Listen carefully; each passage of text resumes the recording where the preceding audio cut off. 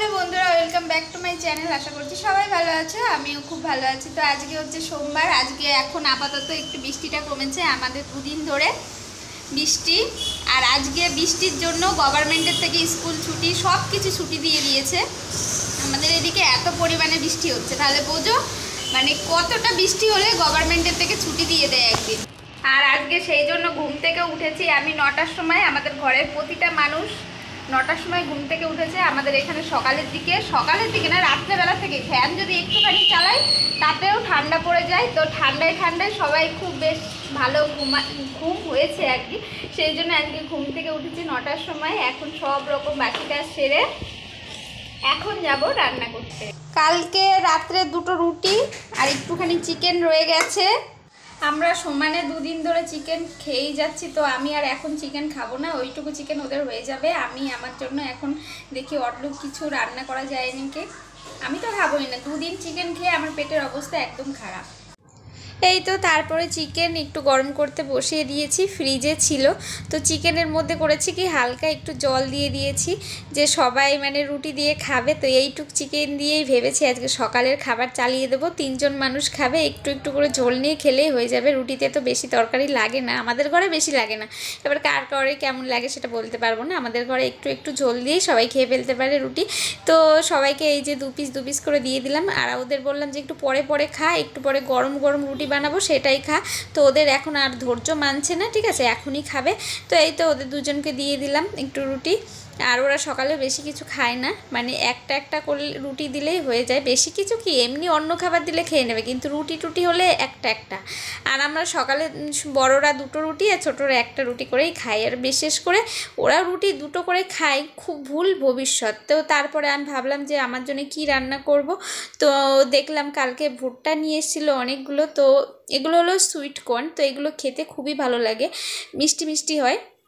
তো এগুলো দিয়ে ভাবলাম যে কিছু একটা বানানো যাক। তারপরে ভাবলাম যে নাকি এখন আর কিছু বানাবো না, অনেক বেলা হয়ে গেছে। যেহেতু আজকে ঘুম থেকে উঠতেও অনেক বেলা হয়ে গেছিলো, 9টার পরে ঘুম থেকে উঠেছি।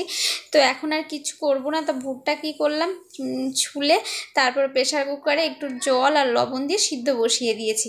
এভাবে খেলেও খুব ভালো লাগে, আর এটা খুবই হেলদি। আর আমার পেটের অবস্থা অতটা ভালো না, সেই জন্য ভাবলাম কোনো তেল মশলা এখন আর কিছু খাবো না আপাতত।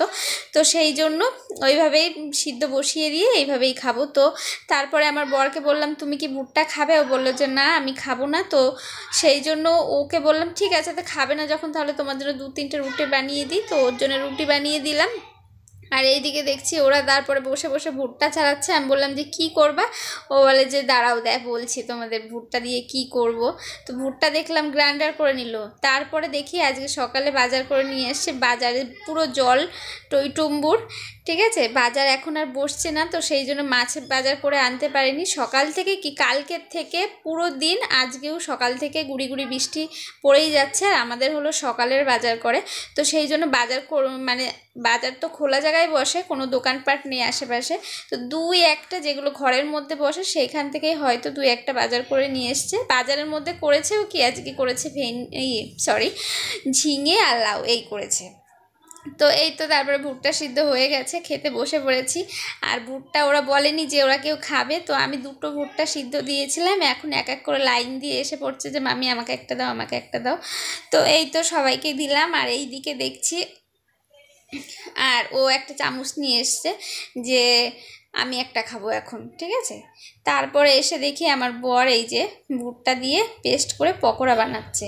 তা ওকে বললাম তুমি আগে রুটি খেয়ে নিয়ে তারপরে করতে পারতে। বলে যে না আমি আগে এগুলো বানাবো তারপরে একসঙ্গে খাবো, ঠিক আছে। এবার ভুট্টা এই পকোড়াগুলো খেতে খুবই টেস্টি লাগে। ভুট্টার পকোড়া সত্যি সব পকোড়ার থেকে অনেক আলাদা, খেতেও খুব টেস্টি হয়। তো এই তো তারপর ওদের বানানো হয়ে গেছে, মানে আমার বরের ভুট্টার পকোড়া বানানো হয়ে গেছে। তারপরে খেতে বসে পড়েছে। আর ও সকাল থেকে যে কত কিছু খেলো ওর ঠিক নেই।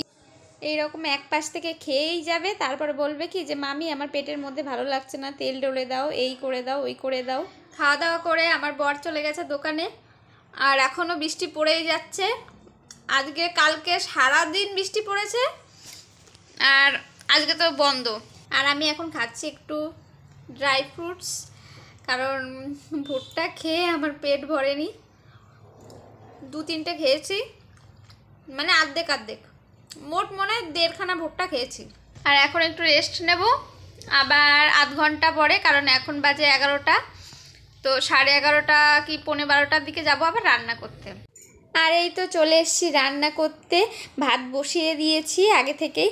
তো ভাত প্রায় হয়ে যাওয়ার মতনই, কারণ সবার আগে ভাতটা বসিয়েই সব রকম সবজি কেটে নিয়েছি। এইদিকে বড় বড় মোটা মোটা করে লাউ কেটে নিয়েছি, আর এইদিকে পাতাকপি আর আলু, একটু গাজর, আর এই সাইডে 2-3 রকমের ডাল ছিল ঘরে, তো সেগুলোই ভিজিয়ে রেখেছি 10 মিনিট। আর এই পাশে সকালে যে আমার বর ভাজি বানিয়েছে, সেই ভাজির একটু ব্যাটার ছিল, সেটা রয়ে গেছে। আর সকালে ওরা খেতে খেতে মানে আর একটু মানে খাওয়া আর্ধেক একটা মানে পকোড়া রয়ে গেছে। আর আমার বর বলেছে যদি তুমি দুপুরে ডাল রান্না করো তাহলে অবশ্যই একটু ভাজি বানিও, তো সেই জন্যই রেখে গেলাম। তো আমার বর এর মধ্যে সব কিছুই দিয়েছে, তো আমি ভাবলাম আর একটু টেস্টি বানানোর জন্য আরেকটু মশলা টশলা দিয়ে দিই। তো এর মধ্যে আরেকটু ময়দা, চিকেন মশলা, একটু আদা রসুনের পেস্ট ছিল, যা যা ছিল সব রকম মশলা দিয়ে দিয়েছি। আর এই যে ওকে দেখছো, ওর কাজ হলো যেদিন স্কুল থাকে না আর কি, ঘরে রান্না করে আসবে, আর যদি কোনো খাবার থাকে সেটা খাবে, আসবে আর খাবে, ঠিক আছে। তো তারপরে এই যে বসিয়ে দিলাম পকোড়া ভাজি। তো প্রথমে ভাবলাম যে আমার বর যেহেতু তেল কড়াইতে ছিল আগে থেকেই, তো আগে সবার আগে পকোড়াটা ভেজে নিই, তারপরে অন্য আর যা যা আছে সেগুলো রান্না করব।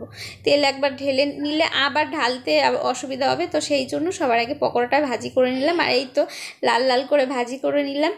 আর এই পকোড়াগুলো খেতে সত্যিই খুব টেস্টি, যারা এখনও খাওনি বাড়িতে ট্রাই করে দেখতে পারো।